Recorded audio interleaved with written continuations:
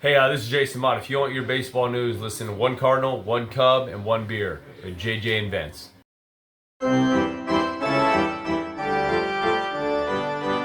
Oh, we are here again to brighten your lives or maybe depress you or maybe somewhere in between. JJ, what do you think? Are we depressing people? Or are we making them happy? I think we're making them happy, giving them Yeah, hope. Yeah. it's spring training. Everybody should be happy. Oh, It hope's just, eternal. yeah, Yes. nothing counts yet. And it's just good to see leather, wood, Oh, diamonds, grass, and all that fun stuff. Hot oh. dogs, cold beer here, and all that other stuff that go along with. Velcro gloves, spitting. Yeah, yeah, especially.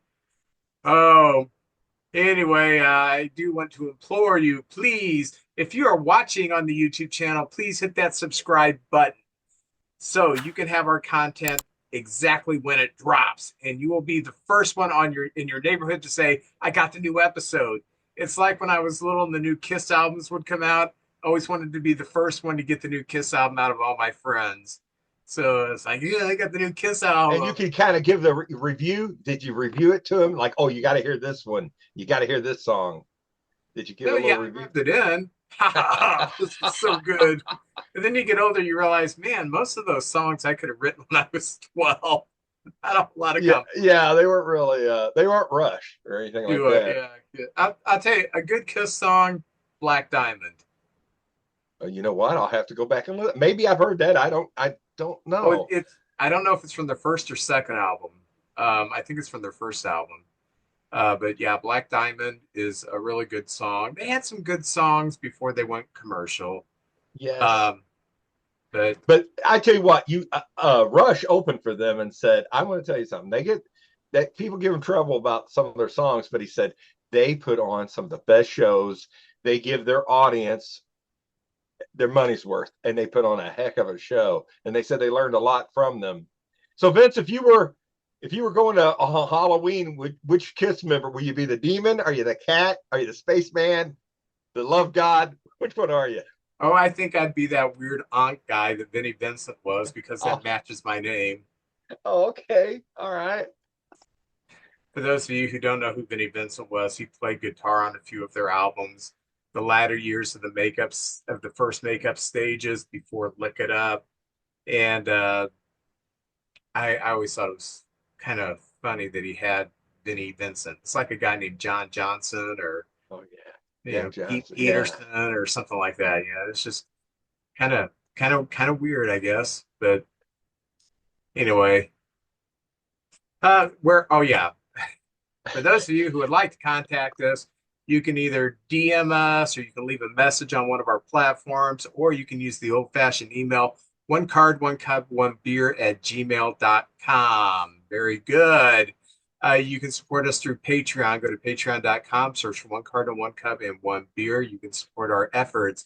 And if you're a member of our Facebook community, um, like our content, share our content, because the more likes and shares that we get on all of our platforms, the more the word gets out that there is a very mediocre podcast out there with one Cardinal, one Cub, and one beer. So, speaking of one beer, JJ, it is time Oh, for the February beer corner. And I know people oh, are saying, hey, you already did one in February. I know we didn't do the one in January because I was sick. So we did the January's the first week of February. Now we're doing the February's one. And oh. I'm very excited because I already know what I'm going to rate this beer because this is one of my favorite beers. It is a Chinese beer and it is called Sing Dao. Wow. How about that? And Very good. it's got a very interesting history and it's got a very interesting flavor. Uh, Tsingtao Brewing Company, it is China's second largest brewery with about 15% of domestic market share and also accounts for half of China's national beer exports. The brewery was founded in 1903 as an Anglo-German business with the brewery under the supervision of master brewers from Germany in Tsingtao, which is modern day Qingdao. I don't know why the name has changed a little bit. Qingdao, I guess it's pronounced. It is a territory of about 213 square miles area. area that is leased by the government to China, by the government of China to Imperial Germany. And to give you a little bit of a history lesson, China has never been an open country per se. What they would do is they would have trading ports where this is where the British would trade, and this port is where the whomever, the Dutch would trade. Well, in the German port, that's where this German brewery started in China in 1903. They opened a brewery in their port because they love their German beer. And so it's a German recipe, but they were making it in China. And by 2016, Tsingtao beer was the second most consumed beer globally. And it reached 2.8% share of the global beer market after its share of the world's beer market had been steadily growing by at least 0.1 percentage points every year since 2009. This is when I discovered Tsingtao. It was in the early 2000s when it was first started to be marketed globally. And being a kind of a history guy, I thought it's kind of cool that this German beer has come from China. So I tried it and it was like really good. So the Germans had the brewery, but the Chinese kind of owned the area and just let them do this brewery thing. But in World War One, Tsingtao came under control of the Japanese military. So when Japan took over in World War One, kind of became a Japanese protectorate at that time. And that stayed that way through World War II. When Japan surrendered to the Allies, they had to retreat everybody from China that had been there basically since taking it over in World War One. And so the Tsingtao Brewery was turned into a Chinese brewery under the ownership of the Sui family. So it wasn't until after World War II that this actually becomes a Chinese business. So the Tsao family had ownership of it to this day. And it is a private company, even though it's in a communist country. And they do a great job exporting this beer. It hit its heyday in the United States about 10 years ago, and now it's getting harder and harder to find. And I'm sure once tariffs get slapped on everything, it's going to completely disappear. So when I ran into this, I thought I'm going to buy the Tsingtao beer. So there was one controversial thing that happened in 2023. A video of a worker in the factory was shown urinating into a brewery tank, and it went viral on social media. So here's either to the best beer that I've drank in a few years because I haven't had one for a few years, or here's to some Asian man's piss that I'm about to drink. So I hope you can tell the difference. Some people who don't like beer says, "How can you tell the difference?" I do have the big red frosted mug here. All right. And now, is this considered just a beer? Is this an ale? Is this it's a lager? A lager, okay. And as you can see, it looks just like most American lagers. It has the same coloration, nice head to it. And here we go. 5. It's a 5. I was going to say a lot of urine looks like that too, Vince. I was tasting it as urine. I don't know what it tastes like as a beer. I'm waiting urine right now. So, hey, well, how'd you find? When did you first try this? I mean, you said something about it, but what made you take a chance and try it? Okay, my ex-wife, she got on as Sigma Aldrich as a scientist, and her immediate supervisor was from China, and she worked with a few other people on her team from China. So we would go out and socialize with them, and they said, "You got to try this Tsingtao beer. It's from China, but it's a German recipe, and you can find it in the States now." So that's how I found it. I actually looked around. At one time, it was sold in national supermarkets before Nationals went under. I used to be able to find it at Schnucks, but it's probably been 10 years since I've seen it at Schnucks. And so I actually found this at Total Wine and More. This is the more Uh, because it's pea. the extra Yeah, ingredient. but it's a very smooth lager. It's very drinkable. You can taste the German recipe, but it is not as strong as most German lagers. It has a very smooth, drinkable taste. So yeah. Whereas the last one I did, the Aldi's beer, I don't even remember what it was called. I didn't finish it. This will be finished probably by the time I finish with the opening chat. Speaking of the opening chat, JJ, what's going on in your life? Well, I look at this as not really a podcast. We get together with our friends and we talk baseball. We have a lot of them on here. I encourage any of y'all, if y'all want to come on when we have a round table, come on. But every one of the things that has connected everyone is the season starting and the Caledonia card shop. I have veterans that go down there or people that listen that aren't veterans, and they talk about, man, I love it down there, and they are getting more and more. And we're in Missouri, so we're getting Cardinal. They're getting Cardinal players. There's some I can't talk about yet because they don't quite have them. But there's not a day go by that somebody doesn't reach out to me and say, "Hey, when's the next signing down there?"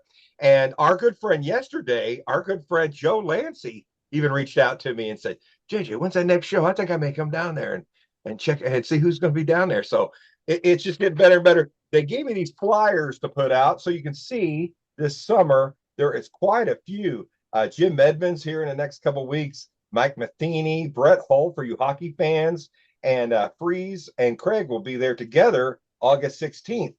But this week alone, they have announced that June 21st, John Mayberry, who we all love, and I've met him several times up at the Hall of Fame and at different card shows. Very nice man.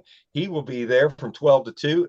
And I can't believe they've always surprised me. But October 11th, Chris Carpenter, who threw maybe one of the most exciting games as a Cardinal fan, that game 5 against Roy Halladay, that 1-0 game, and they both just pitched their hearts out, and that's one of my all-time favorite games, that Carpenter and Holiday game. So if you can get down there, I know the Mike Matheny weekend, they're having a card show, and this will be their second one, and there's about 20 vendors that come down there, and I saw stuff I've never even seen before, and they do deal, the vendors down there do deal with basketball and football and hockey as well, but it's predominantly baseball. And every hour they give a prize away. You fill out a little thing, put your ticket in there, and they give away autographs and things like that every hour on the hour. So it's pretty cool. So this is just, I think it's great. We're growing, we're building. Today there was a veteran that said, "Hey, I heard you've got a podcast." And I said, "Yeah, check it out. Let me know what you think." So we're growing, and this is just a thing we all get together. And I've run into several of the listeners down there in Caledonia. So anyway, I this is a treat for me just to be a part of and get to talk baseball every week. Yeah, one of the we not only have this as a YouTube channel, but we also do it as a podcast. And the podcast, the listenership is very steady, and it slowly grows. It kind of hits a bump every now and then where it's growing by a few more. And I admit, um, once I put this up, I watch I watch the deal and criticize myself through the whole thing. So, um, and then the next day, usually in the car, I will listen to the podcast version of it. Exact same thing. We don't do any editing or anything. You just don't see us, which may That's be appealing to you. But yeah, it's we do have. Um, I think we have the most engaged listeners and viewers of. I shouldn't say of any podcast, but they are very engaged with what we're doing. Um, and sometimes, well, okay, I Marty I don't know if you watch or listen, but Marty sent me an email. And in 2.5 years, I've had three critical emails. And the first two, I just kind of brushed aside. I'm going to address Marty's. And Okay. I don't know if Marty's your real name because the email address is weird. It's some kind of a Bigfoot with numbers in it. But Marty decided that for some reason he would like to let me know what he thinks about me. And Marty's big problem with me is I don't talk fast enough. Oh, That I hesitate too much. I think while I talk instead of having the thought and then talking. So Marty, and he has suggested that JJ, you take the reins for 80% of the show, and I will just sound off every now and then. Okay. So, Marty, listen, I'm 58. I've been doing public speaking since I was 16 years old. I know exactly who I am. Yeah, if I have a script, there's not a whole lot of thinking to go along. I just do the script. This is not a scripted show. We have an outline. And I am the type of person who thinks while I talk. So I know I'm deliberate and I know there's some lag time. Could I take 3 hours, 4 hours out of my day and go through this and I can cut out all the lag time? Probably. Am I going to? No. Um, but I did search the internet, Marty, if that's your real name, and I did search your email address. And I don't see that you have a podcast going on anywhere. So, or a YouTube channel. So, Marty, this is something that I learned whenever I was in middle school. There was a quote on the board that has stuck with me all of my life. It said, I wonder why it is easier to be a critic than a model. So, Marty, I am inviting you onto the show. I will sit back. You and JJ can do the show. I'll oh, just do the mechanics of it. You be the Cub fan. I don't know who you're rooting for. You be the Cub fan. You do the show. And then we'll let the viewers slash listeners decide, should Marty be the one who takes over for Vince? no. Or is Marty just a critic and not a model? So I'll leave it there. I will say this. I think we're a perfect team. We're I mean we're friends, but you're kind of I you're a northerner and I'm a southerner. You're a Cub fan, I'm a Cardinal fan. You're the host. I'm your zany sidekick. You know, Vince does so much work with the editing and putting in the special things. I try to find good, interesting guests if I can, and but anyway, I just think we work out really well together. And you wouldn't want to hear an hour and a half of this because I'll be honest with you, Vince is very thoughtful and thinks out everything and has good ideas. I don't even know what the next word I'm going to say. I'm just flying by the hill of my pants. Well, I don't know if I've told this during a podcast or not.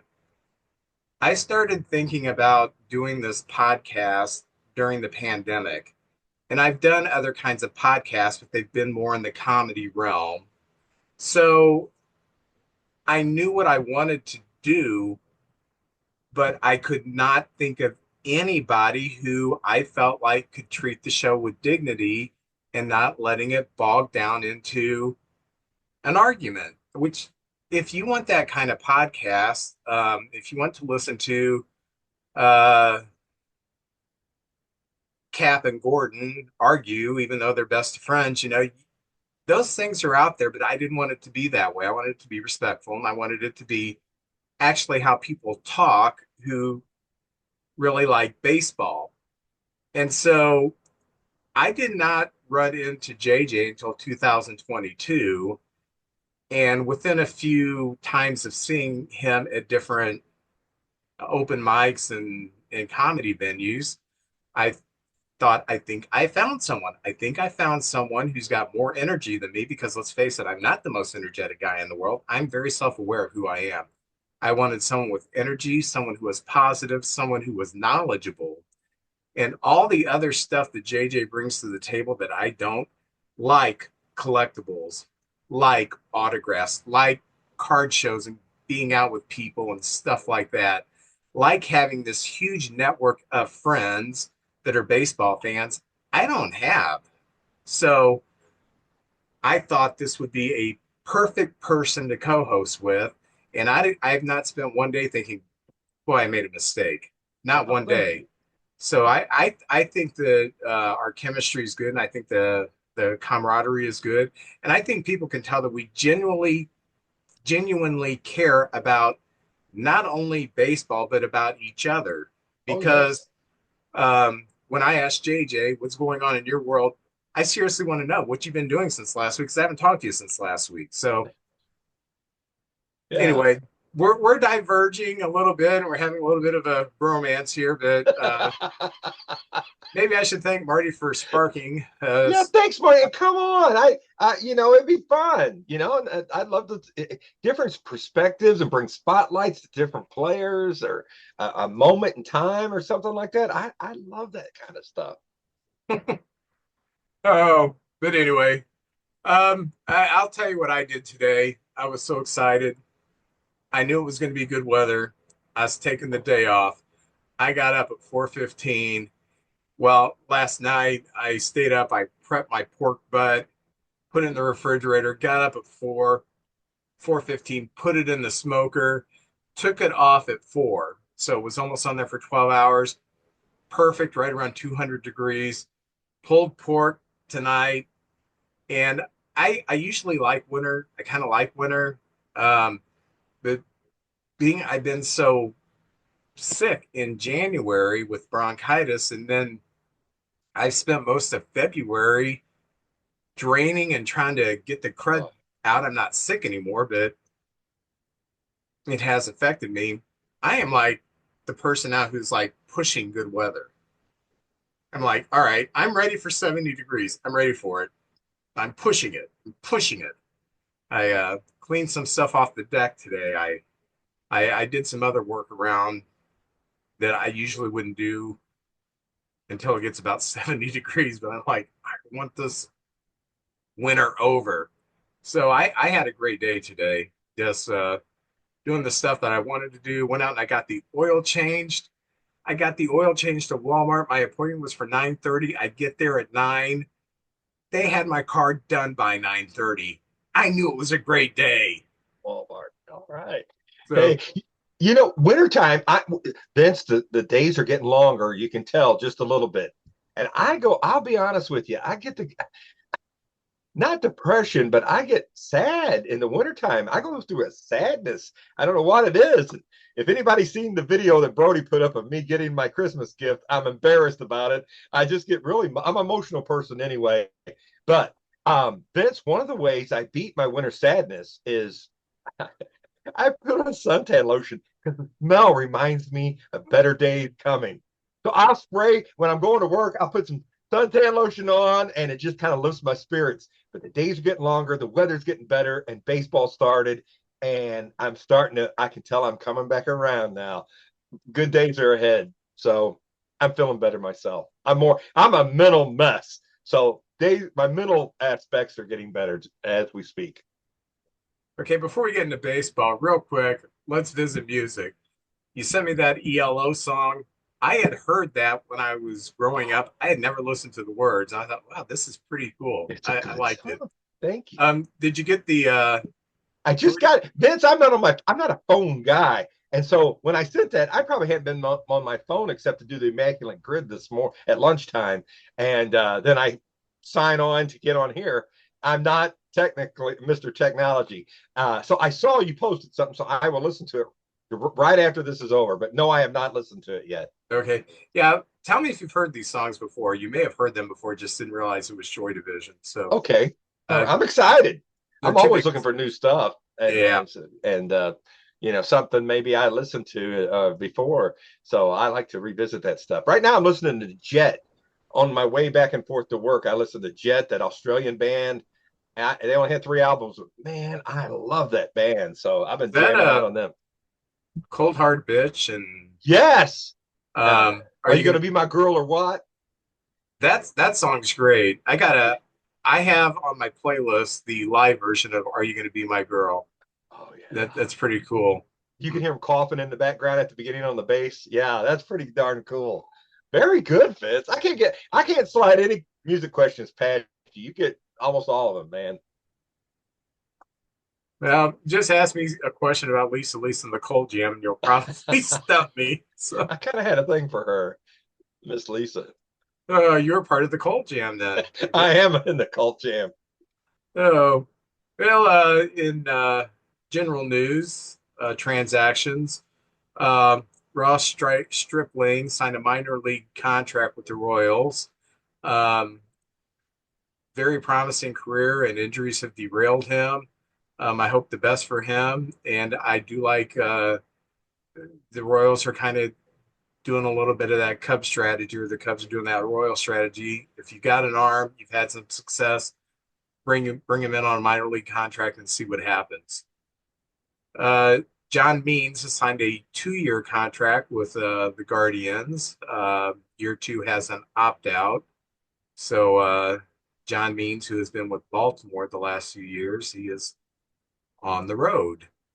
The Mariners, who are starving for offense, they signed former All-Star from the Brewers, and last year, I know he's played with the Pirates, and seems like he was with Tampa last year. Rowdy Tellez, Oh, Seattle yes. signed him to a minor league contract. Mike Clevenger is going back to the White Sox, which he's just been injured. So, but anyway, Mike Clevenger signed a minor league deal with the White Sox, so he's trying to make the team. Matt Moore signed a minor league contract with the Red Sox, and Milwaukee, and this is why Milwaukee is always competitive. They find people like this. Manuel Margot and Mark Canha both signed minor league contracts with Milwaukee. I'll bet one of them is on the opening day roster. Margot is still a great fielder. He's never been a tremendous hitter. He's had his moments at big times in the World Series. And Mark Canha is just a professional hitter who's going to provide power for you. He's not going to play full time and hit 27 home runs anymore, but he is a good piece off the bench. So Milwaukee tends to find these people, get them on the cheap, and they produce. Just like when they had Rowdy Tellez, who was kind of like floating around. He goes there and he becomes an all-star for 1 year, and then he's gone and he's just kind of floating around again. Uh, Andrew Heaney signed a 1-year contract with the Pirates. Oh, Uh, all right. Kevin Pillar, a minor league deal with the Rangers, and former Cub Andrew Chafin signed a minor league contract with Detroit. Do any of these jump off the page to you? Oh, no, I mean, it sounds like a lot of teams out there trying to find lightning in in the bottle. Some Andrew Heaney has had some really good years. I don't know how he pitched last year.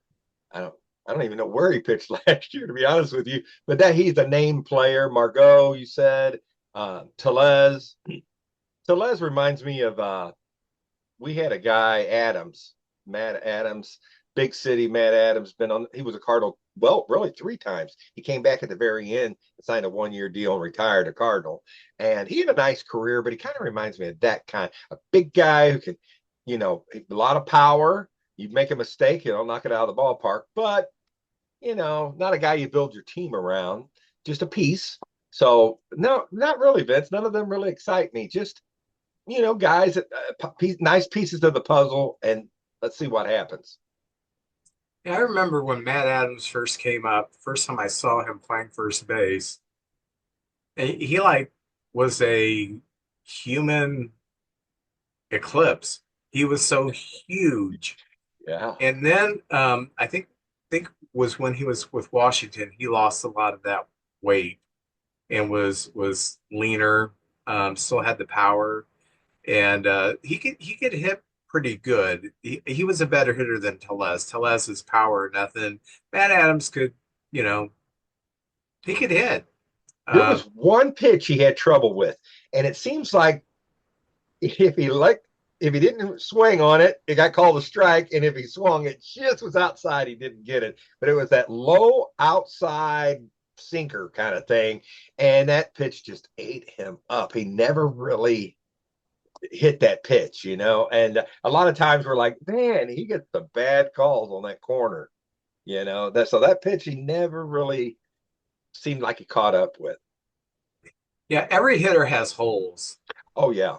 And I remember reading Moneyball, and they were talking about Jason Giambi, who could have been one of the all-time greats if he wouldn't have got tangled up in steroids and all that other stuff. But what would have made him great is they were explaining in the book, everybody has holes.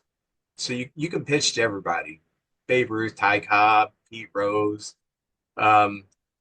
Otani, Soto. Every player has holes. Now they were talking specifically about Giambi. The thing with Giambi is his hole is about the size of one of those 1 pint milk cartons. So about the size of a baseball. That's the only real hole that he has in his swing. So if you can find if you have a player and you can find their hole and they can't make the adjustment, it can really hamper them. And it seemed like with Matt Adams, that was found out early, maybe brought up from the minor leagues. Hey, this guy's susceptible to the tailing fastball off the plate and the sinker off the plate, and he couldn't catch up with it. So, Vince, part of the great part about baseball is when the greats meet each other. And one of my all-time favorite battles was Nolan Ryan versus Rod Carew.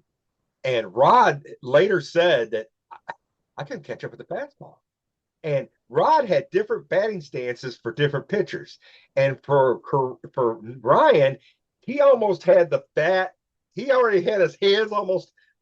All he did was kind of just slap at it. He kind of, had that kind of balance and waiting. And of course, Ryan throws so hard, he creates all you got to do is get the bat on it and it'll go. So there were some really great battles. And of course, Ryan will throw inside. You're throwing 105 miles an hour inside.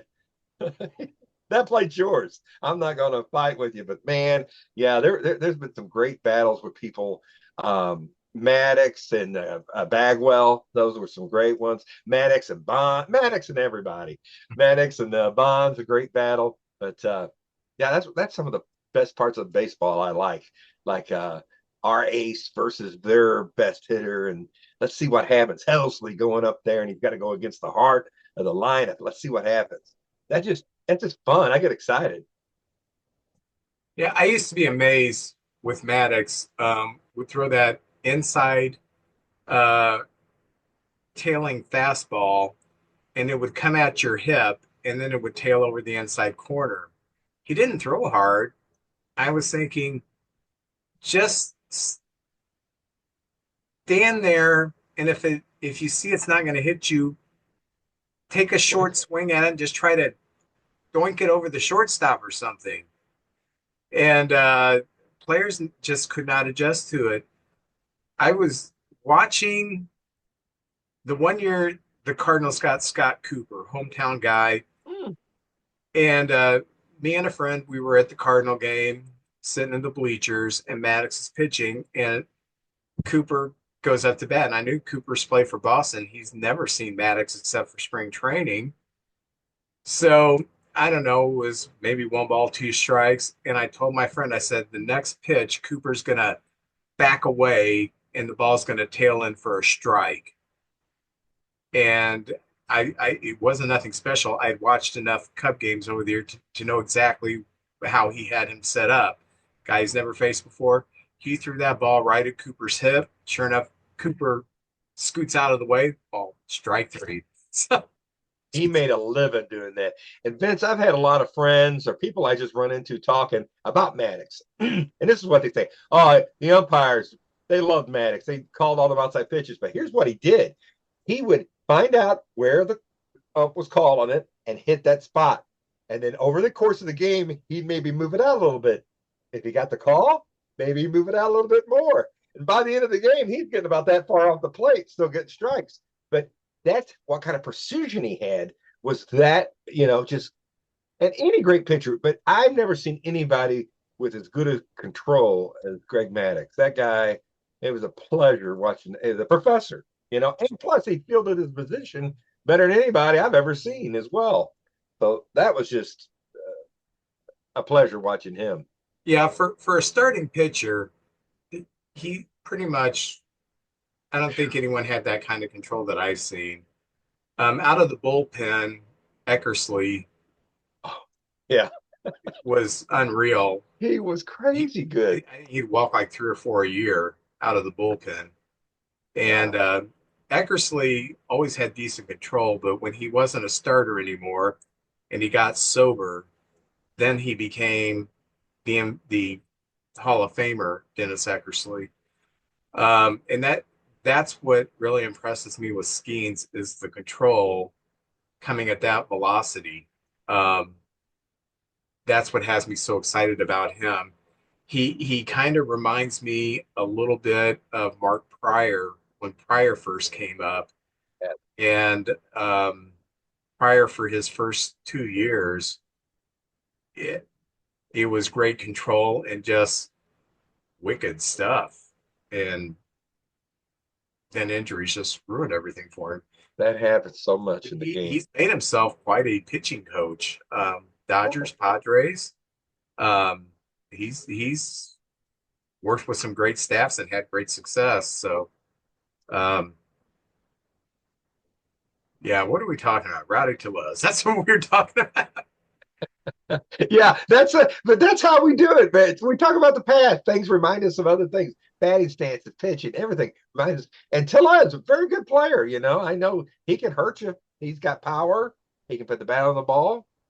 You know, good player. This might be the time to talk about robot umps because I've noticed. I watched a double hitter Sunday. I watched the Cardinals play, and then I went over because I have FanDuel, and then I have Marquee, and I went over and watched about the second half of the Cub Ranger game, and it was just fun watching that. But the Cardinals, as far as the robot ump, I like it, and not Brad Thompson, Ricky Horton was on the radio going, "I'm putting money that the first Cardinal that asked for the robot ump will be Lars Nootbaar because evidently Lars, oh, that's not a strike. He does that all the time.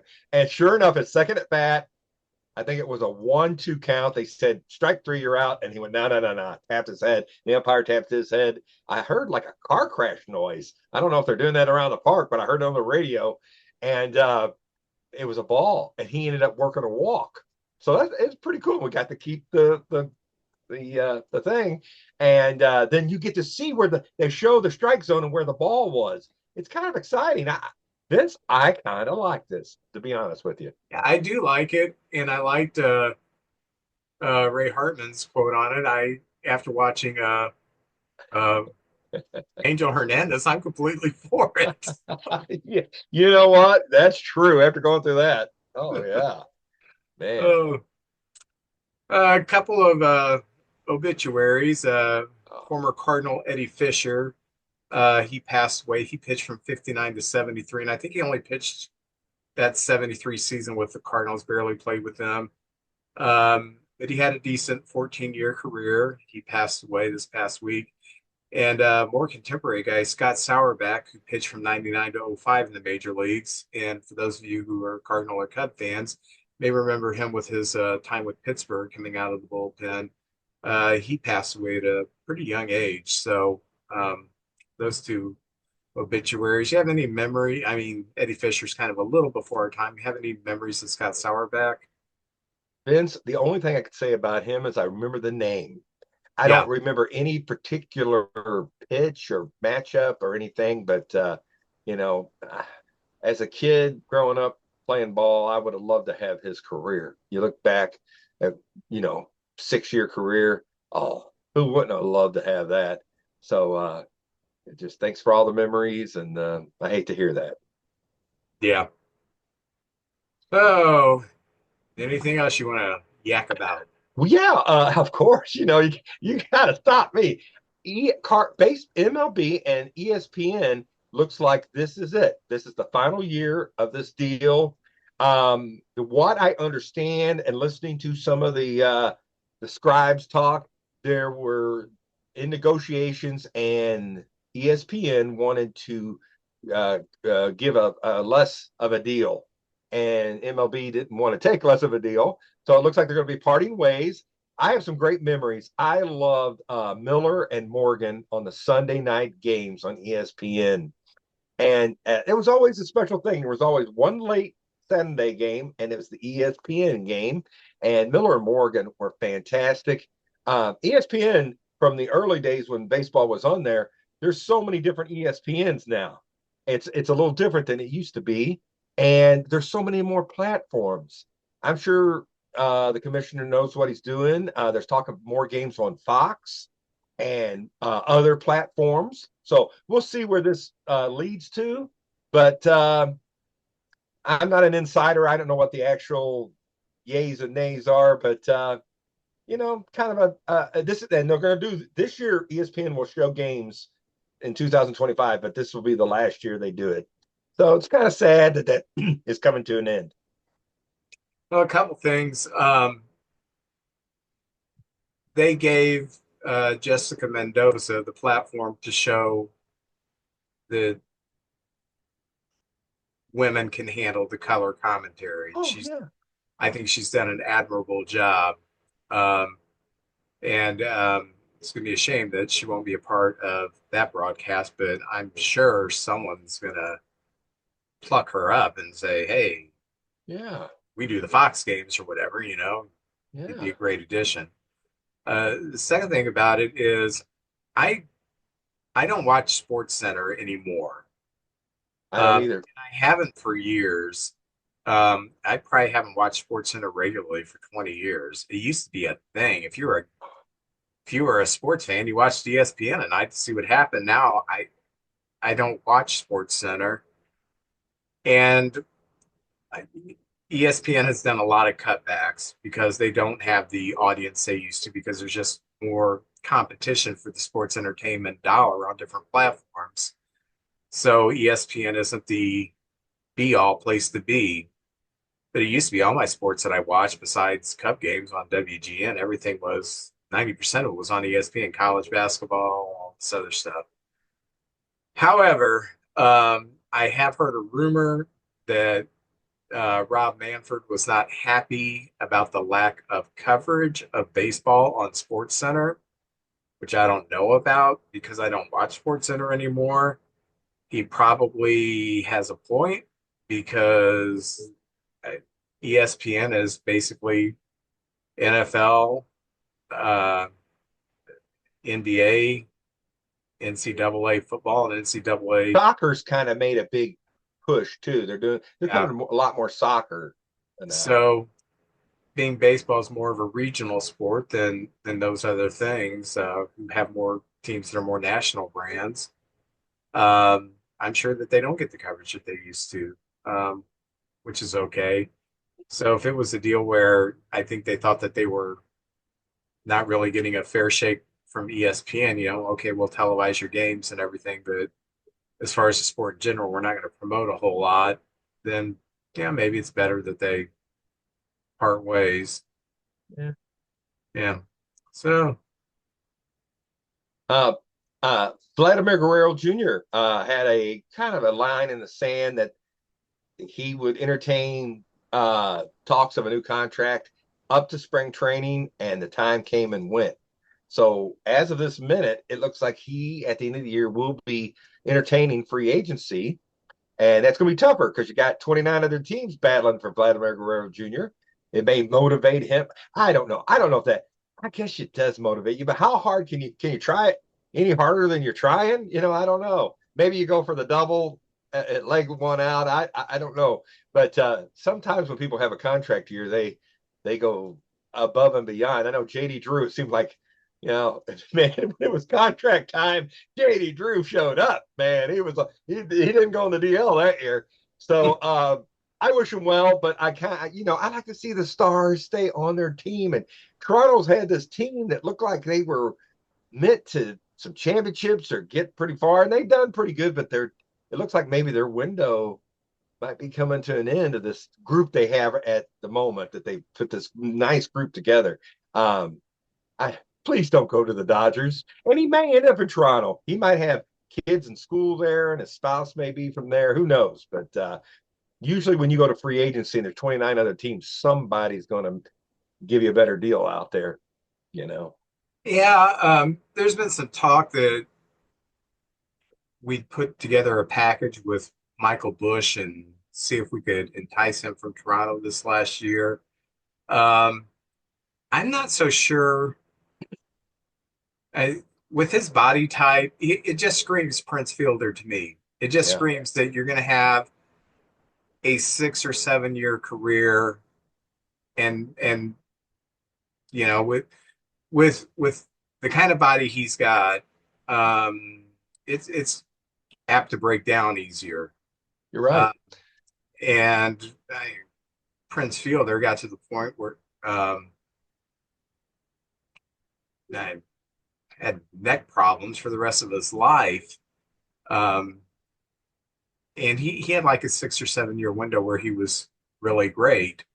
And then you see other like Ryan Howard was a big guy, and after about 8 or 9 years, injuries really started to pile up on him. So I'm not so sure he's a long-term investment I would be looking for. Um, you Mo Vaughn's another name that move on, I yeah, think about. Gosh, that guy was like a lineman, an NFL lineman, and for like you said, 6 or 7 years. My gosh, and then injuries started piling up on him. That was yeah, kind of it for him. yeah. There's been like George Scott had a long career. I mean, I'm not saying it can't be done with people with a bigger body, um, but it's just a little bit harder to maintain an injury-free uh, time as a major league player when you've got more weight. It just is. It is, yeah. Uh, uh, Vince, can I go another one? I got another good one here. Go for it. The Yankees have changed their ways. I didn't know they had that facial hair rule since the 70s. I guess I didn't know that. And Vince, that was when the children of the 60s started making their way into baseball. And I always think of well, you got Raleigh Fingers, you got Ted Simmons, that 1975 card where he's got the long hair and everything. And then of course you got Johnny Damon, who played for both the Red Sox and the Yankees. Now he's clean shaven with the Yankees, but when the Red Sox, he had one of those Duck Dynasty ZZ Top beards, out there. So Hal Steinbrenner Yeah. said that times have changed, and they would hate. And this generation now, they like to express themselves in different ways, and they would hate to lose out on a free agent just because they have a clean shaven rule. And I feel bad. I think Devin Williams just went over there and he just shaved everything off, and now they've changed the rules. So now I guess he'll have to grow it back if he wants Grow to. back. It'll grow back. Yeah. But they also changed. They used to play at the end of every Yankee game, they'd play Frank Sinatra, New York, New York. Well, they're only going to play it now if they win. I guess they played it every game. I didn't know that. I like your Cubs. You guys had that Cubs song. They even do it in spring training where I don't know the lyrics, but everybody's waving flags and dancing and stuff. Pretty cool. We don't have anything like that in St. Louis. The funny thing about the Cubs deal is, oh shoot, where did I put my DVDs? Anyway, I got a DVD. It's about 15 years old, and um, some of the Cub players are talking about how when they first came out with the Go Cubs Go thing, they thought it was the corniest, stupidest thing ever. And it really didn't catch on until 2015 when we started winning. I mean, it was there in 2007, 2008. We made playoff appearances, but it really picked up steam in 2015 because it is such a simple tune that everybody can sing along with it. So it's kind of cute. Well, Cincinnati has Connie Smith's Cincinnati, Ohio. The Brewers play polka somewhere like play Take Me Out to the Ball Game, and then they do a polka song, and they have this old brewer mascot with a barrel. Kind of looks like the Tin Man from Wizard of Oz, and everybody's up and dancing. They love polka music, I guess, in Wisconsin, so they play the polka song. I don't think the Cardinals have anything, so we got to get with it, St. Louis. We got to Highway to Hell or something. We got to play something. You ever go to a polka wedding reception? No, I have not. Okay, my family, my mom's side of the family, they're all from Highland, Illinois, which is German Swiss. And so polka's pretty big there. Back 40 years ago, 45 years ago, my cousin Alan got married. Um, at his reception, he had a polka band, and everybody danced polka. I don't dance. Yeah. Everybody who could dance danced polka, and all my aunts and uncles and grandparents, they all knew how to polka. And I'm like, gosh, I must be like the worst Swiss German kid in this family because I don't even understand the music here. So, what do you think of PCA's hair? He's got that star thing going on. Hey, I'm an old guy. the exuberance of Yes, that's right. Oh, Vince, since we've been watching baseball, there's been so many sons of major league players come up. And I was watching the Cardinal game. I don't know that maybe this is Cardinal news, but it's about Florida Marlins because we don't get to talk about Florida very much, except how much they're getting beaten or how they trade away all their good players. But the other day, the Cardinals played the Marlins on the opening day of spring training for the Cardinals, and they had an outfielder named Griffin Conine, and it's Jeff Conine's son, and he's wearing the same number as his dad. That's pretty cool. And then they have another kid named Ryan Weathers, and you remember the reliever who pitched for the Marlins, Weathers? It's his son. So I don't know. Let's see. Conine is 27 and Weathers is 25. I don't know if they're going to make the team, but if you're going to make a team in the majors, make the Marlins because there's a lot of openings down there. And the Cardinals and the Cubs, we have so much history, so many great players and moments and in time. But the Marlins now have a Hall of Fame where they're going to start putting Marlins in their Hall of Fame. And this year, their first group will be Jeff Conine, the shortstop Luis Castillo, Jack McKeon, and Jim Leland will be the first 4 inducted to the Marlin Hall of Fame. And since the Cardinals share Jupiter Field with the Marlins, I kind of been keeping track of them and seeing what they're up to. So that's cool. I know they're going through a rough time right now, and I don't know if there's a lot of hope this year for them, but it's good to see that they're paying homage to the past. So I was just going to throw that out there. cool. Anything going on in Cardinal news? Well, spring training started, and, and I know you started a little earlier. And we have Ozzy and David Freezer down there working with the young guys. Besides all the coaches and everything, there may be some other players, but that's who I saw was Freeze and Ozzy. Love them. The Cardinals every year have put a player or 2 or 3 in their team Hall of Fame, and this year they announced the 4 people that you can vote on, and one is Steve Carlton, who I last year voted for, and he didn't make it, but I'm voting for him again. Silent George Hendrick. You gotta love Silent George Hendrick. He played center field and later in his career played right field, played for a lot of teams, and George was a big part of the 82 world champions. Let's see. Brian Jordan, who was drafted by the Cardinals. I actually thought he was drafted by somebody else, but he came up as a Cardinal.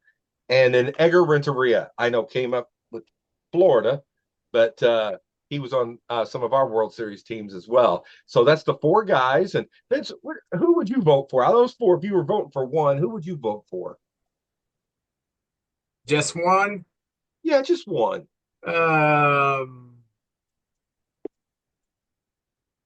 So it's Carlton, Hendricks, Jordan, and Renteria. Hendricks. Very good. I remember his batting stance. He would stand straight up with that bat back and it's one leg out. And man, he was pretty good. Didn't he play 5, 6 years with the Cardinals, and Yeah, just about every year he led them in RBIs and home runs, yeah, he playing did. at the Grand Canyon of Old Busch Stadium. 18 home runs, he'd lead the team, or him or Simmons, when Simmons was here, maybe 21, but we just didn't hit home runs. And that stadium was huge back then, back on I that AstroTurf.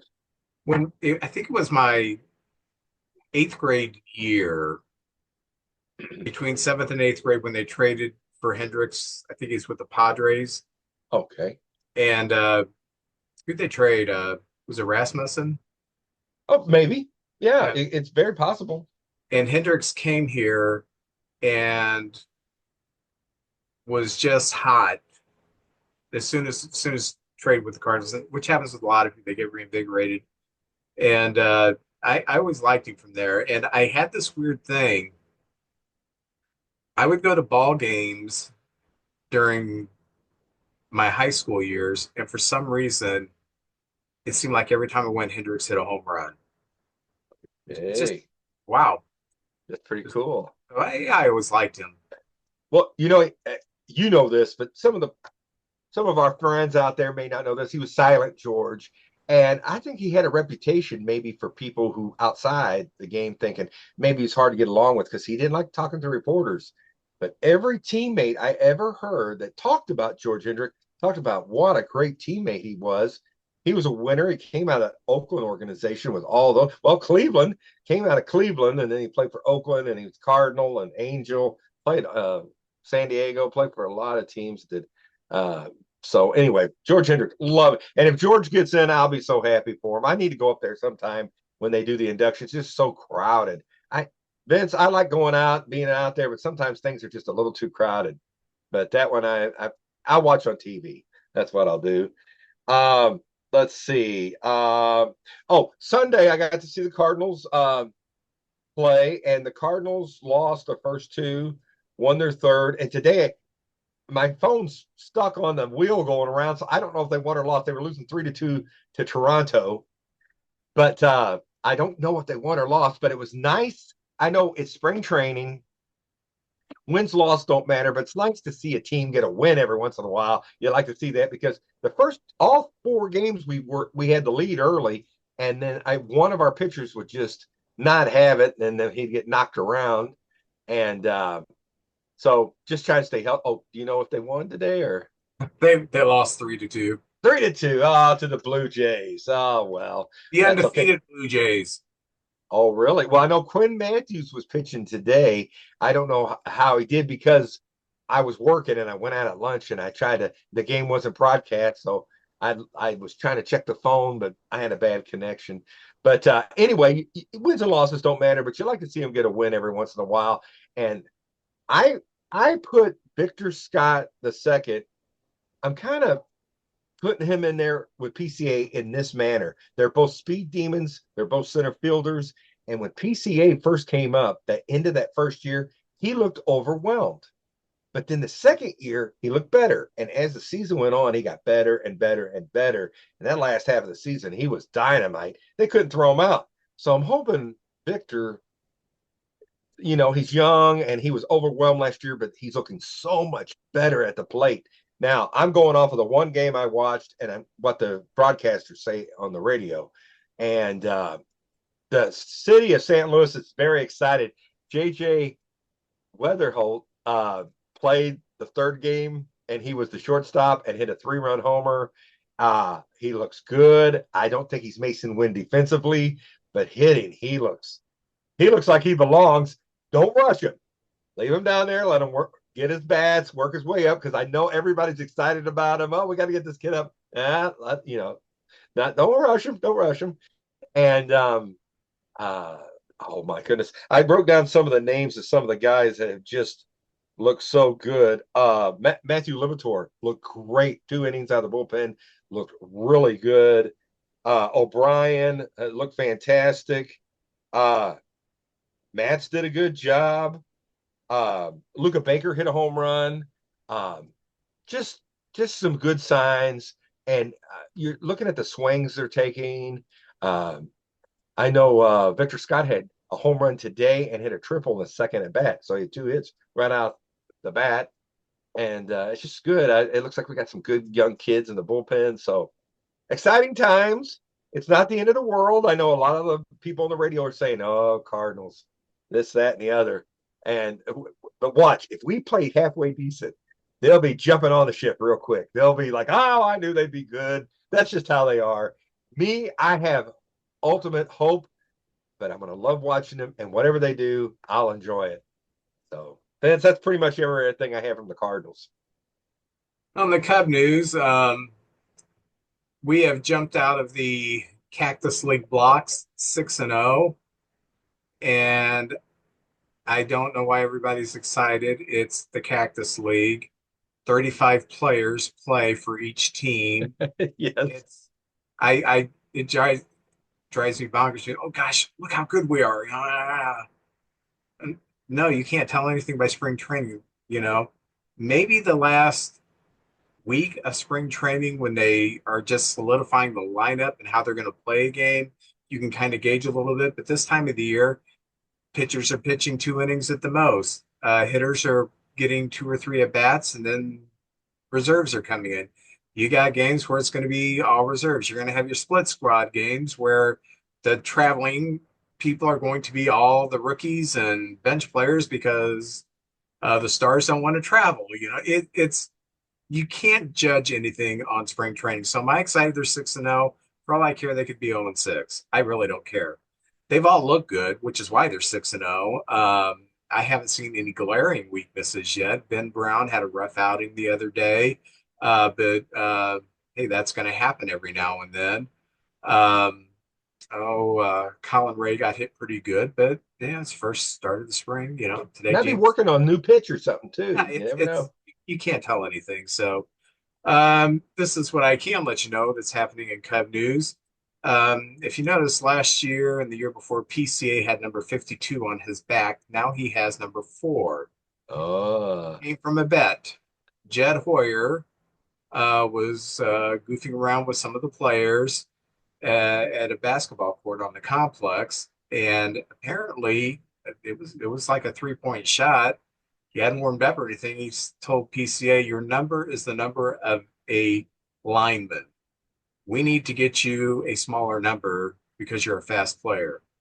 So what they decided is if Jed Hoyer could sink this shot, PCA would change his number. And apparently Jed Hoyer's a pretty decent basketball player because without warming up, he had a 3-point shot. PCA is now number 4.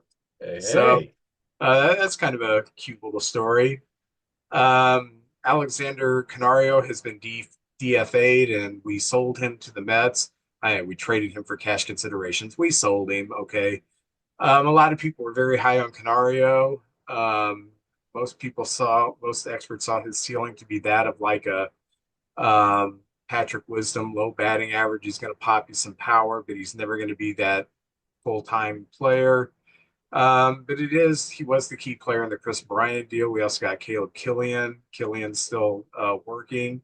And I did see him pitch the other day, and he looked okay. So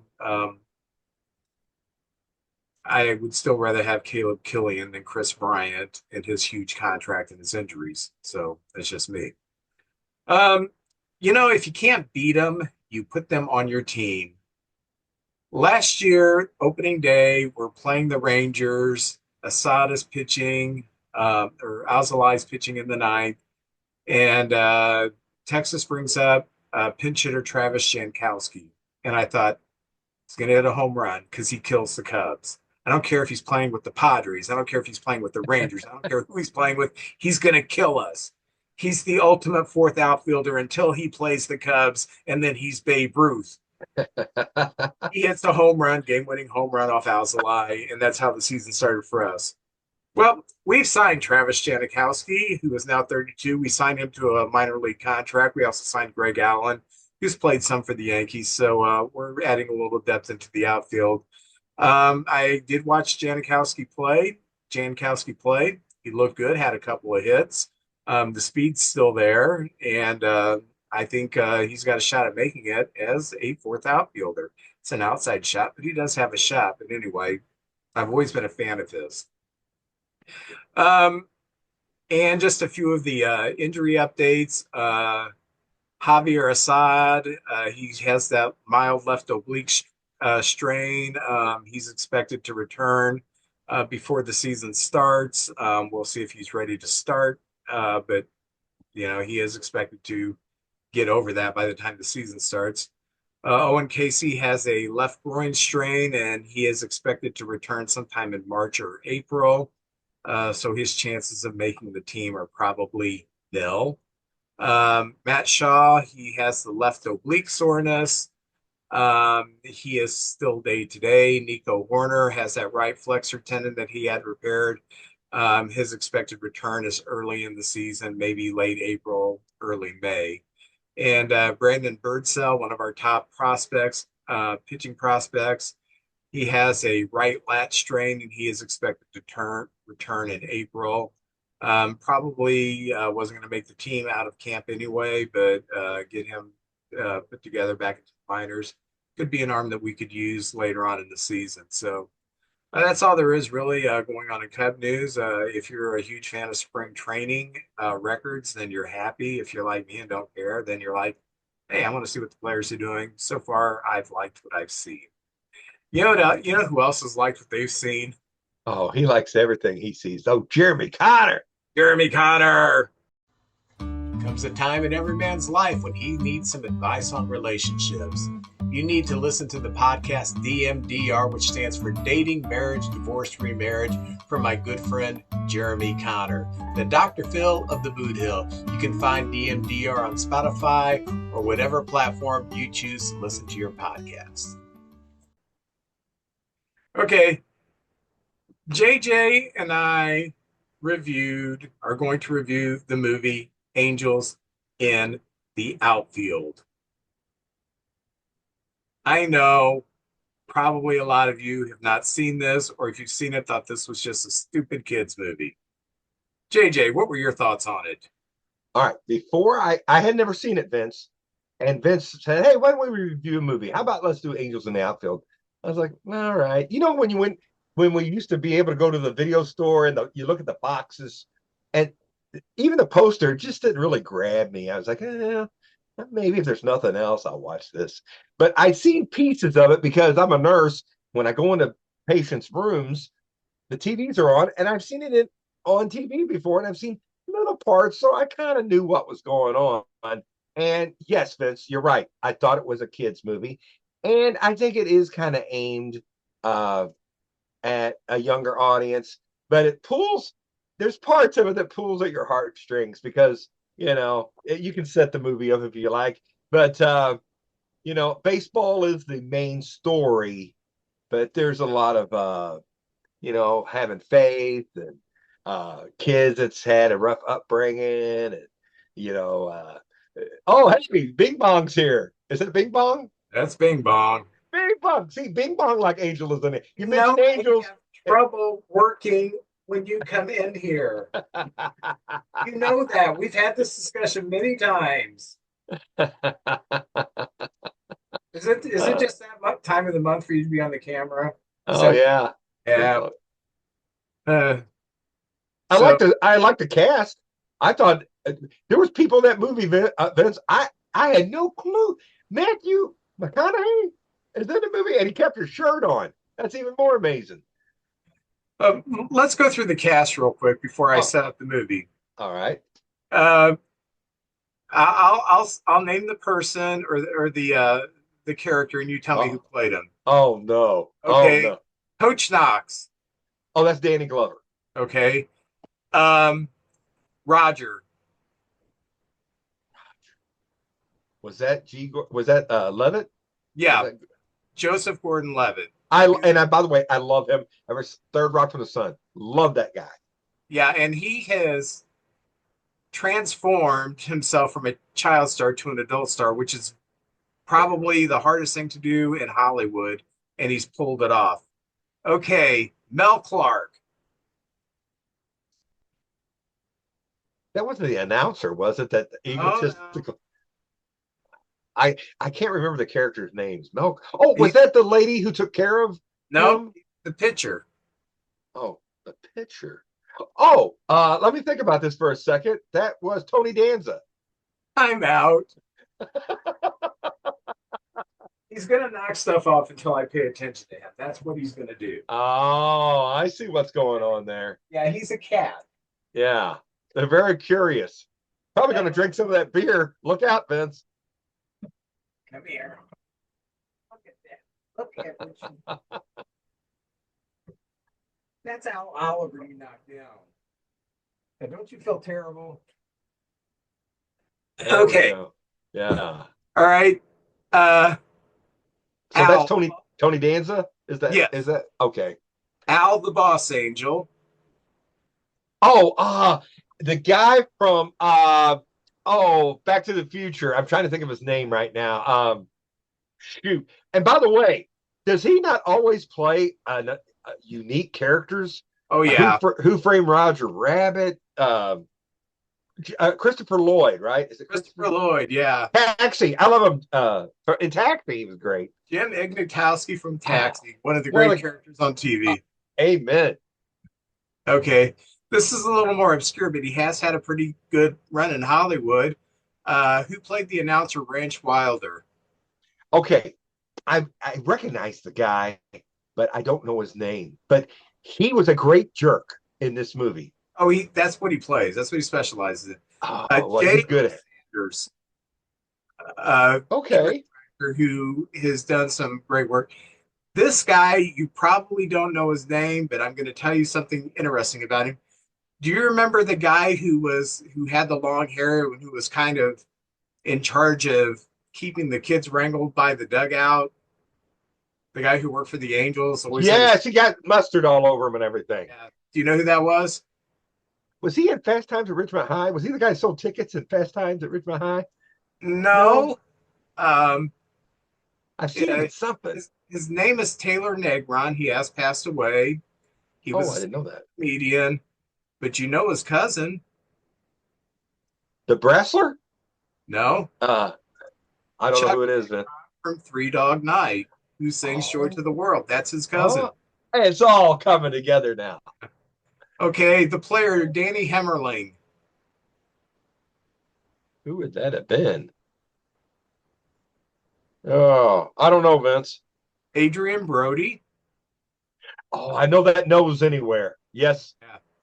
Yeah. You already talked about Ben Williams, the center fielder, Matthew McConaughey. Mr. Bowman, Roger's father. I had to look. Okay, there's two actors. I get them confused. McDermott is his name. Dermot Mulroney. Yeah, that's him. And he was that same character in that movie, a John Hughes movie where they broke into Kmart or Walmart at night, and that girl was riding the mechanical horse, and they were putting quarters in. Career opportunities, maybe.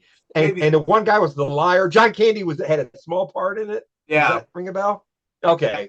He was also in Zodiac. He's been in a lot of things. But I didn't recognize him with the beard and mustache. I'm thinking I know the voice, so I looked it up. Okay. These last two are baseball players. Okay, I know. I already.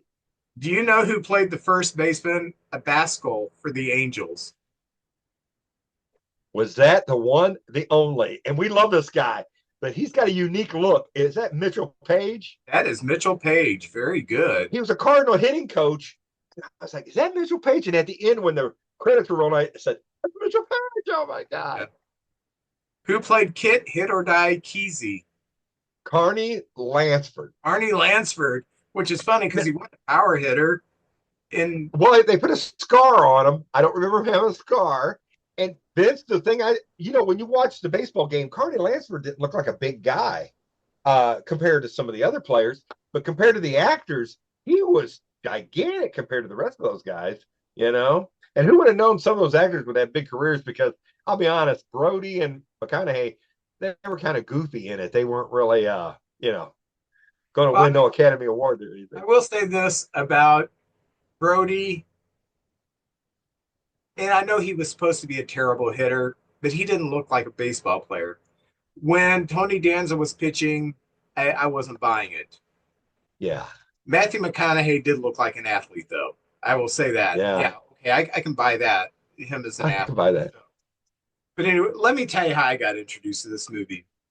Sure. My daughter was 4, and it was playing at the Lincoln in Belleville. I lived in Belleville. I used to take her to movies all the time. And I was excited because at least this was a baseball movie.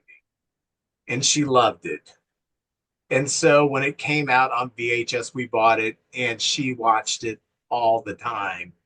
And so it has a special place in my heart because my oldest, that was something that we used to do together, is watch that movie. So I texted Tabitha today. I said, guess what I'm watching? Angels in the Outfield. And she said something like, oh, it's cute. Matthew McConaughey, Adrian Brody. Yeah, yeah. She said, yeah, uh, that's the movie that you had me fooled into thinking baseball wasn't a boring game. She, of all my kids, probably hates baseball worse than anybody. So, Oh, but anyway, the premise of the movie, for those who haven't seen it, is the boy Roger, he and his little friend JP, they live in foster care with a very kind lady. Are you just letting people see how good looking you are? So anyway, okay, he's bored with it. So anyway, they're in foster care with this very kind lady. And his dad, at the beginning of the movie, is at the house and he's excited, thinking he's going to go home with his dad because his mother has passed away. Well, dad shows up and is basically saying, I can't take you, kid, right now. I've got things to do.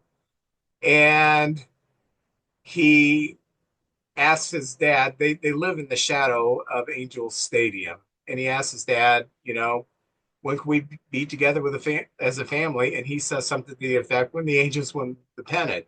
Well, so that night when they're going to bed, he prays that the Angels will win the pennant so he could be with his dad and be a family. So they go to the game on like a kid special day, and the um, he's sitting there in the stands, and the head angel, Christopher Lloyd, sees him, and he can't talk to. He sees him, but nobody else does, and he's talking to Christopher Lloyd. And he's because the center fielder Matthew McConaughey made this stupidly great play where these two angels came out of the sky and carried him to make this great play.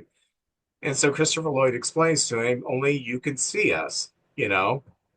And so this very terrible team, would you quit pawing at Betty Page, you perv cat? Anyway, I'm back. all right. The problem with my cats is I spoil them rotten. And if Bing Bong wasn't so cute, there are times I would flush him down the toilet. Where I were know the feeling. My wife's got two, and oh, they're a pain in the butt, but they are so cute. where were we? But anyway, Talking about, oh yeah, the setup to the movie. yeah, Christopher Lloyd explains to him that the Angels are there to help. So throughout the season, they go on this huge winning streak. And basically, because the Angels help, and then to the last game when they need to win to get to win the pennant, Christopher Lloyd explains to the kid that I can't help you with this game because championships have to be won on the field. So then he further explains that Tony Danza's character, Mel Clark, is going to die within the next 6 months or so because he's got cancer. So anyway, so Mel Clark, the Tony Danza character, is locked into a game where it's 2-1 in the bottom of the ninth. The Angels are winning against the White Sox, believe it or not. And they get to the point where there's 2 outs and the bases are loaded. And the manager, Danny Glover, goes out and tells Tony Danza, you've got an angel with you, which he doesn't. And the sign for the angel is the kid doing this. So the kid stands up and starts doing this. And then the team does, and the whole stadium's doing this. So, so with the 3-2 count and the base is loaded. He throws a pitch to Carney Lansford, who hits a line shot off of his glove as he's diving, and then he catches the ball. So exciting. They've won the pennant, so dad's going to come home. And next time he sees, well, actually before that, he saw his dad, and his dad is signed over custody to the state. So after the game, the kid is still kind of bummed out because, he's not going to be a family with his dad. And then at the end of the movie, Danny Glover ends up adopting him and his little friend, JP, and they live happily ever after. Very corny, very Disney-like, but like JJ says, it does tug at your heartstrings a bit. So uh, this was the first time you saw. Overall, what did you think? All right. When I first saw the beginning, the setups, I was like, oh, this is kind of cheesy because the players were kind of like over the top, goofy or naive, and Danny Glover seemed very cranky and he's yelling at everybody and giving them trouble. But as the movie moves along, this is what I loved about it.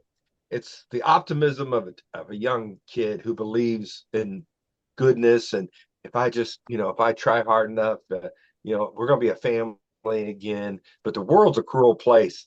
Dad really didn't have any interest in him, and he always had some eye in the pie plan to make it the world. We're going to make a lot of money, and we're going to live, and it's going to be great. But it seemed like every opportunity he just found to leave. And Danny Glover, his character has an arc where he's cranky and he's just not happy. And the owner of the team is sort of a nod. You can tell it's obviously Gene Autry. He's not called Gene Autry, but it's the cowboy Gene Autry. And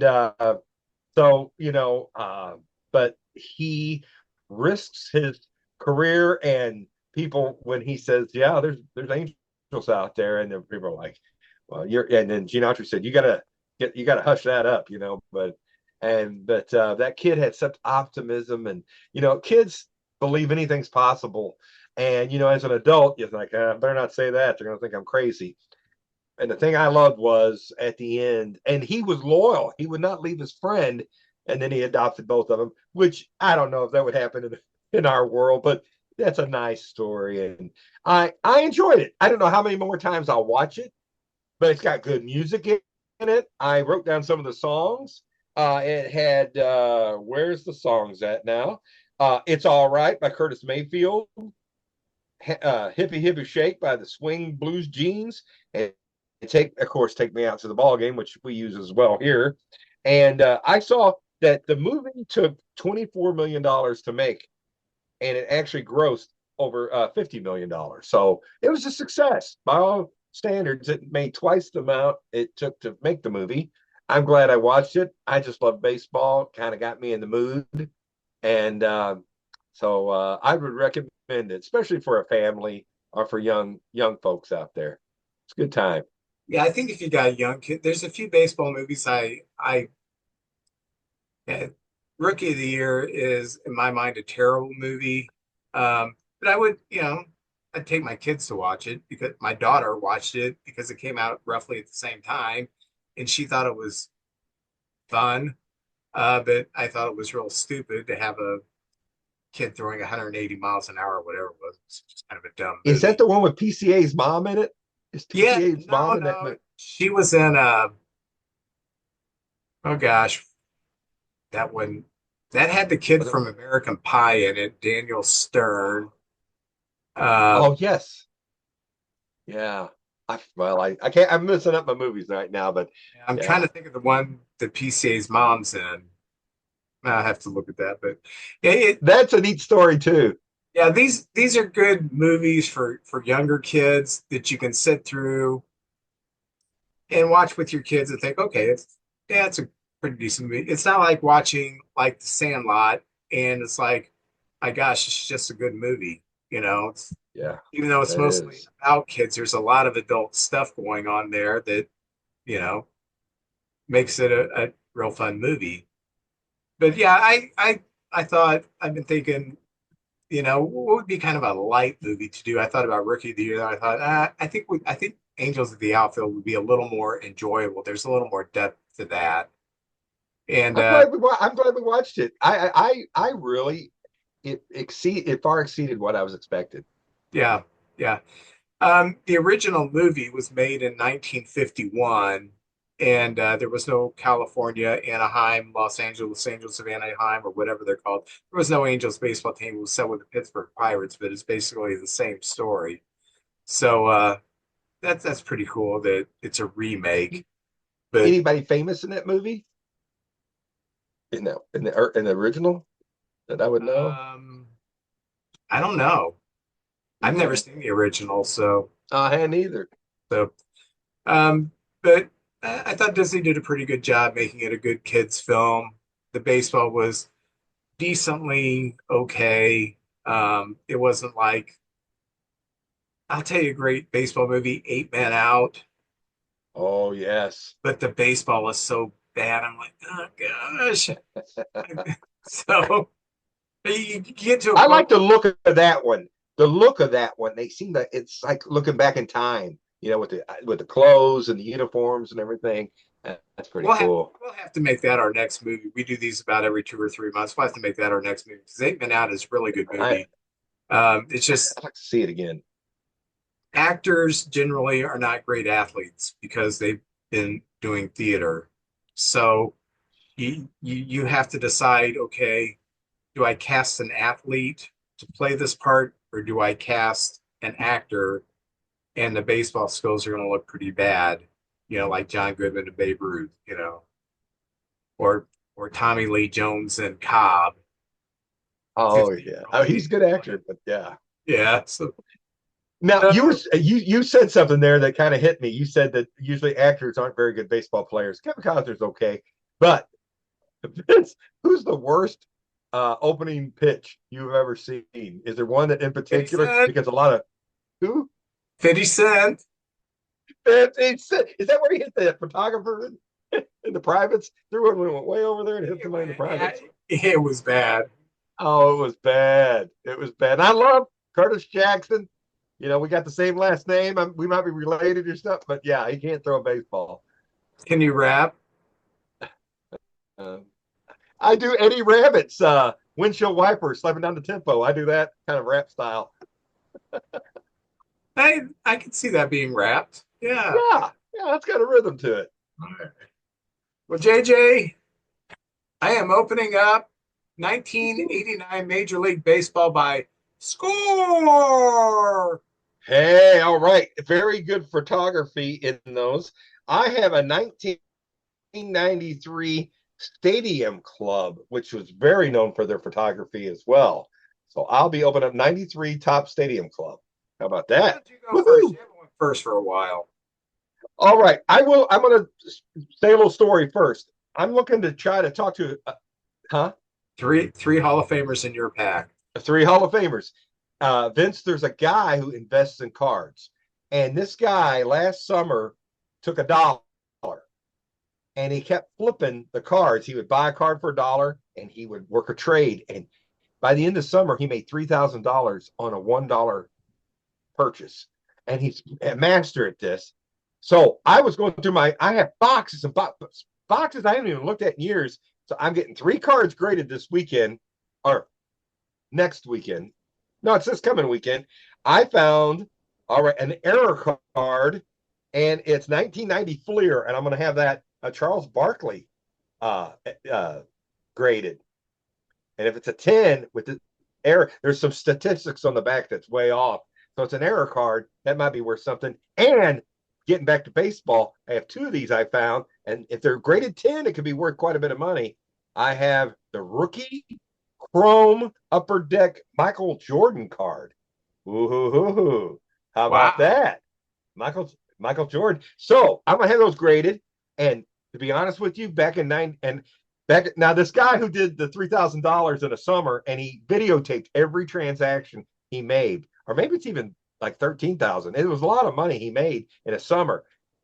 I bought these cards for $1, but I sat on them for 34 years. That's the difference. This guy did it in summer, and I might do mine in 34 years.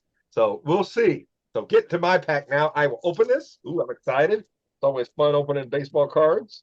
It's like Christmas time, of course. And let's see what we got. All right. The first one I have here is Xavier Hernandez, Astros. Right there. Nice Hi. picture. Yeah. I vaguely remember him. Oh, here's one of your guys. Nice, nice picture right there. Jose Vizcaino. Oh yeah. Yeah, there he is. That's a nice card. I like that. Kurt Knudsen of the Tigers. Probably didn't say his name right, but I like those old Tiger uniforms right there.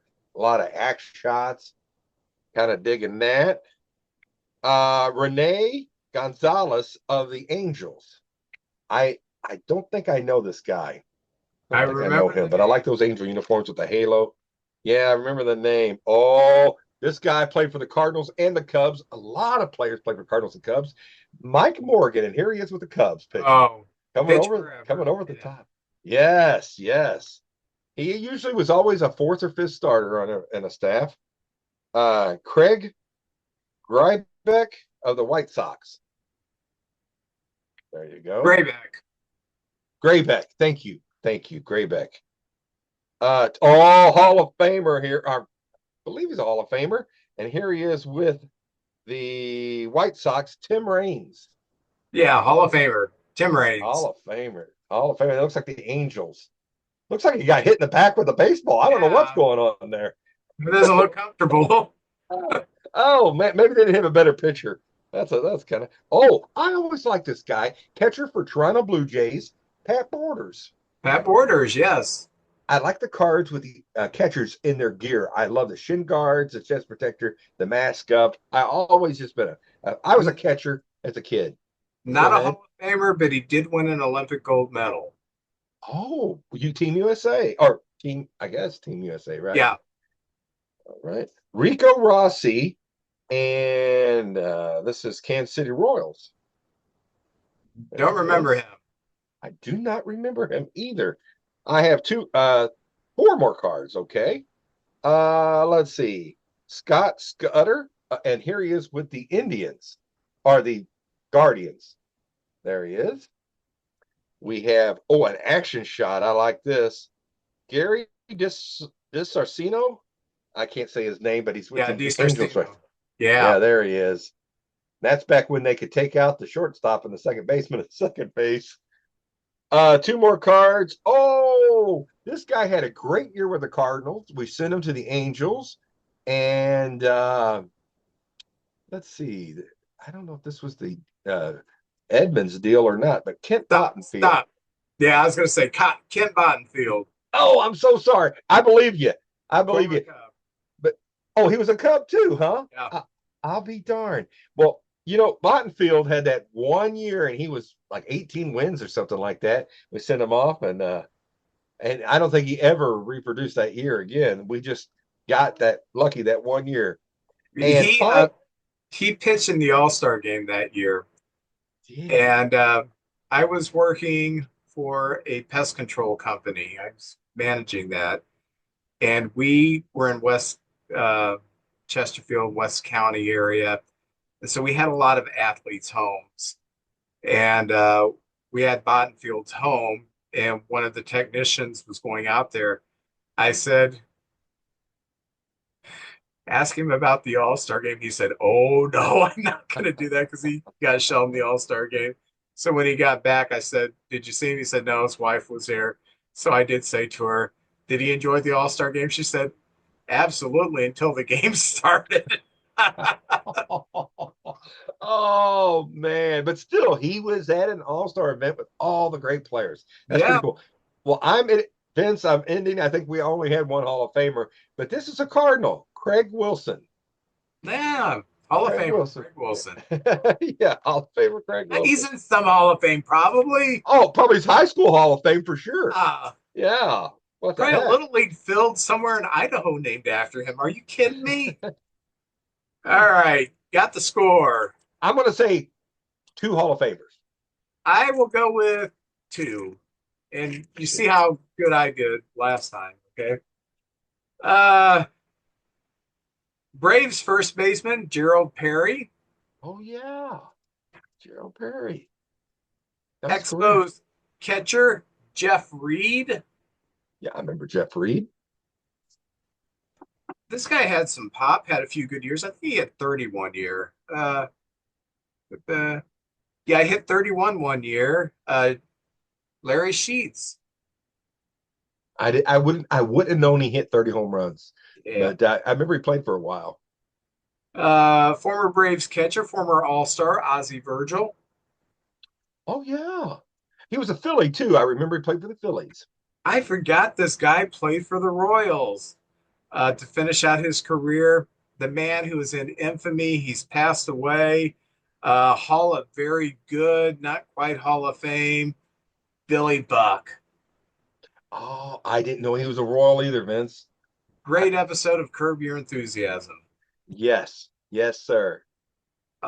This guy was the heart and soul of the Yankees, those teams that won all the World Series in the late 90s.